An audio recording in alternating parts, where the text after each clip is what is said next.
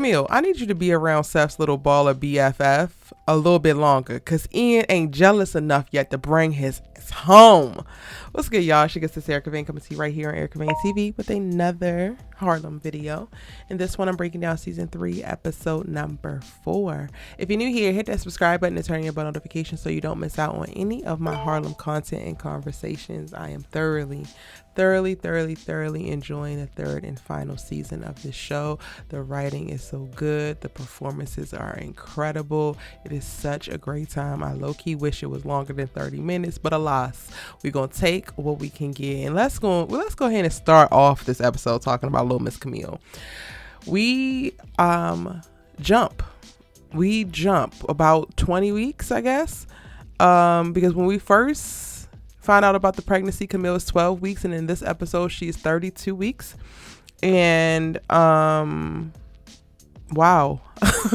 The time jump really caught me off guard, but Camille and Ian are figuring it out. We are left to kind of assume that he has told Portia, because she is big as a damn house and he is going to appointments and going to Lamar's class, and they are clicking, except for he misses the damn Lamar's class, forcing her to get kicked out of said Lamar's class and start to spiral. And then Camille has to process in this episode the feelings of like no companionship, because right after they went to the doctor's appointment, Ian rushes out and has something else to do, and she really just wanted to go grab food and be able to kick it. And they wind up talking about it later and having a healthy discussion, but of course they have to Camille and Ian all throughout the middle of it before they find their way to the healthy, happy ending that provides resolution for everybody involved. But not before Ian shows up at her damn doorstep, because you know Camille loved to pop up at the damn brownstone, but he shows up at her doorstep because Camille wasn't answering the phone after she got to have a nice little afternoon double dating with Quinn and Seth, and then Seth's little baller BFF / teammate who took an interest in the pregnant woman, because what, he done dated single mothers before. Ain't no thing. Don't even worry about it, sweetheart. That's what he has said, right? I needed Ian to see Camille with another man. And exactly what I thought would happen is what happened. The way he looking, who this nigga? Like, none of your business. Don't you got a whole other girl? Like, you got a whole live-in girlfriend. You got a whole 4 embryos over there cooking. Yeah, and you worried about who the hell is in Camille's apartment? Talking about some, she can't be having no randos in her apartment. She pregnant. If you can have some fun, she can have some fun. I need Ian to see her with some more niggas, because Ian needs to bring his ass home, y'all. I don't care. Portia, sorry, babes. Guard your heart. This one finna get broken, because Ian do not belong to you. Ian needs to bring his ass home. Point blank, period, y'all. I'm fully on the Camille and Ian train. I don't give a damn what y'all talking about, but we can talk about it in the comment section. But I still don't give a damn what y'all talking about. Camille and Ian must make it. At the end of this season, if they are not together, I'm throwing things. I don't know. Like, I'm doing something. Rioting. Doing something. Because they actually do damn belong together. And I just knew. I said, yes, Camille. Enjoy this man's company. You was already feeling lonely. You was already wanting some male companionship. Not necessarily sex, but just wanting a man to desire you. Wanting a man to see you. Wanting to get even a little piece of the attention that you had previously been getting. And then once Seth pop out with the teammate, I said yes immediately. Now, how can we get this man to see? How can we get Ian to see you with this man? Once that happened, I said, yes, that's all she wrote.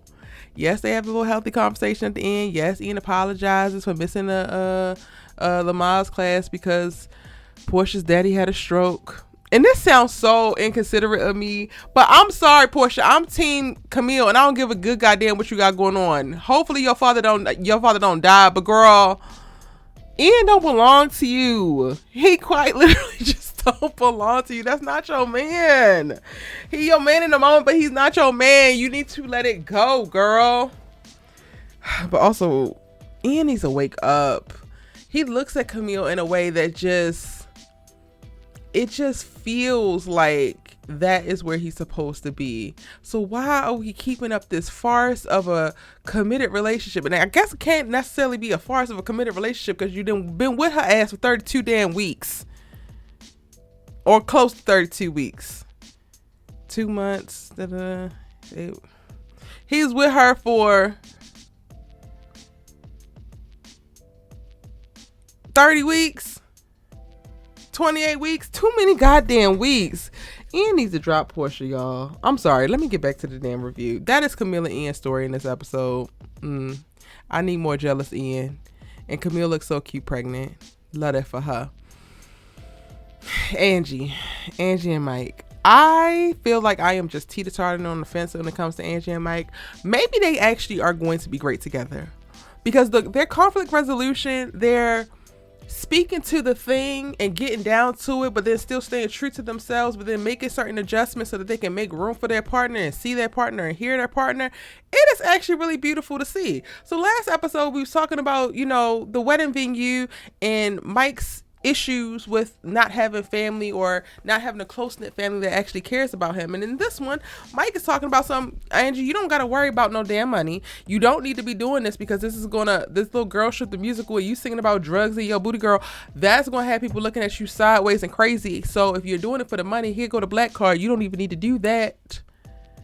Like, just make stronger decisions because this is your career. And while I heard him, he also never seen the movie. And then when I saw the little rehearsal, I was like, okay, I get it. Yes, it was wild, but it definitely gave theatrics. It definitely gave like fun on Broadway. So I'm actually glad that Angie made the choice to stick with it and not quit the show like he was basically implying. And I guess Mike is like also, learning more. It's interesting that he is so attracted and so in love with a woman like Angie because she seems so staunchly different than who he is and who he has grown up around.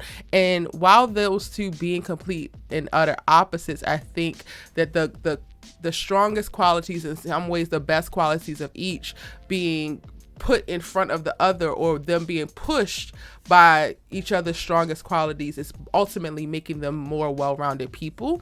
I love that Angie, like I said, did not quit, and she was able to have her little dramatic monologue where she stood up for herself, said she wasn't quitting, gave him his card back because she didn't actually want to be doing the same thing that she did with Quinn. What did I say last breakdown, y'all? What did I say last breakdown? It was given the exact same way that she was with Quinn is how she be with this man, and she don't want that. That's giving growth. That's giving maturity. That's giving evolution. Love that for her. But she does take time throughout the episode to let the things that he say weigh on her. She goes and she asks Tai at one point, like, do you think that people are laughing at me, or do you think that it's inappropriate? So she does have a moment of seeking external validation, but then ultimately she's able to go within and to ask herself what matters the most to her. How does she feel when she's actually performing and she's a part of this thing? And then ultimately that's all that matters. She's proud of what she's doing. She's glad that she gets to sing. She's appreciating being able to make money while she's doing it, because she came from a place where she didn't have a pot to piss in on a window to throw it out of. So right this moment, she's exactly where she wants to be, and she's going to go ahead and stick to it. And by golly, Miss Molly, I'm proud of you. And again, I'm going back to like teeter-tottering, because in this episode I just felt like, damn, this relationship really might work, because while he was looking a little pensive at the end, he received everything that she said in her little dramatic monologue, and I believe that he respected it, and they're able to move forward, similar to how she had to receive everything that he said as it pertains to the wedding venue and how he feels about his family. She respected it, compromised, and then they moved forward.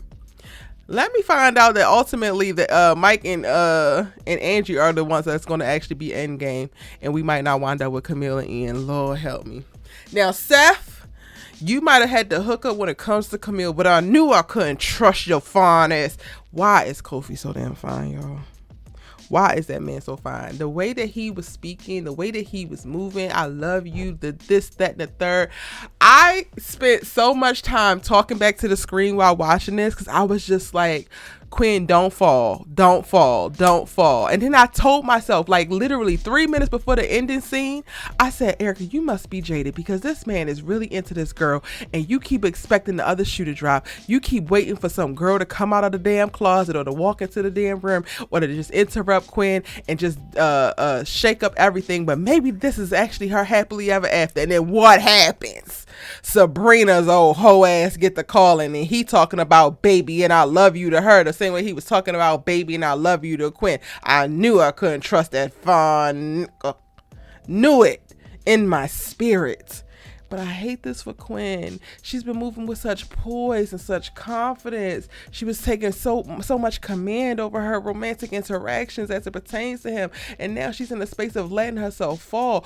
Why in the hell did you do this Black Love shoot if you knew that y'all wasn't together? I want to know that why did Ebony tap your ass to do it if they knew that this wasn't actually your wife? Y'all done rented these damn kids that had this fine ass shoot. Now she's in her la la land of like, oh my God, this could be, because y'all look absolutely incredible. It's given absolutely stunning. Only for him to remind you later on that you still part of the damn harem. The harem. You gotta be careful with men like Seth. Those are the type of men that are vampires. They're here to suck your life force. And I don't disagree that he likes Quinn. I don't disagree that he is intrigued by her. But I think it's her confidence, it's her energy, it's her talents, it's her poise that he has come to harvest. And then once he sucks her dry, snatches all her damn edges, and leaves her with no light left in sight, he gonna move on to whatever other hoochies he already letting ride that thing. Hate to see it for you, Quinn. Can you go back to the man who wanted to have you on the dinner with the boat? Like, where's College Bay at? Because you walked away from him talking about you ain't want nothing serious, only to be falling for this fine ass dark-skinned baseball player who is a hoe. Go back and find that damn man who found you in Puerto Rico and stop playing with me, Quinn. Now the real meat, potatoes, and gravy came down with Tai and Ava in this episode, because they are moving along swimmingly. Tai is enjoying it. By the end of the episode, she realizes that she's in love, but that's only after she throws her ass out of her office after Ava gives her some very real constructive criticism that Tai can't receive. And then Tai reveals that the only reason why she could not receive it with grace or with poise is because she actually appreciates what Ava has to say. She actually it actually matters what Ava thinks about her, and she's only able to accept all the disrespect or any other criticism from some random ass white man in tech because she don't give what them people think. And I said, oh, ain't that sweet, but you still was set tripping. There's a bunch of back and forth only for them to figure out that they love each other. And I'm like, oh, this is moving quickly. You need to go see your family now, because you cannot get into a serious relationship with this woman, even though y'all basically in a serious relationship. You done gave her a damn drawer. You want her at your house all the damn time. You cannot do that until you really deal with the trauma and unpacking the feelings and dealing with your avoidance as it pertains to your family. You will not be the woman that you need to be for Ava, or be the woman that's ready to continue to be pushed to be your best self by Ava until you deal with that. But I appreciate Ava's patience. In last episode breakdown, I was questioning if Ava was going to get tired of it, but clearly she said that she loved her back, so she in it to win it as well. We might have another in-game couple on our hands. I don't know, but I like what they cooking up. Y'all, those are my thoughts on episode 4 from season 3 of Amazon Prime's Harlem. And we only have 2 more episodes left. It'll be 1 new episode next week, and then the following week after that will be the last episode for the series. Cannot believe it. It's been such a wonderful run. Again, such beautiful writing, great performances, clicking on all cylinders. Let me know what y'all think in the comment section down below. I'm headed there right now so that we can keep this conversation going. It's your good sis you love talk TV with. See you in the next one.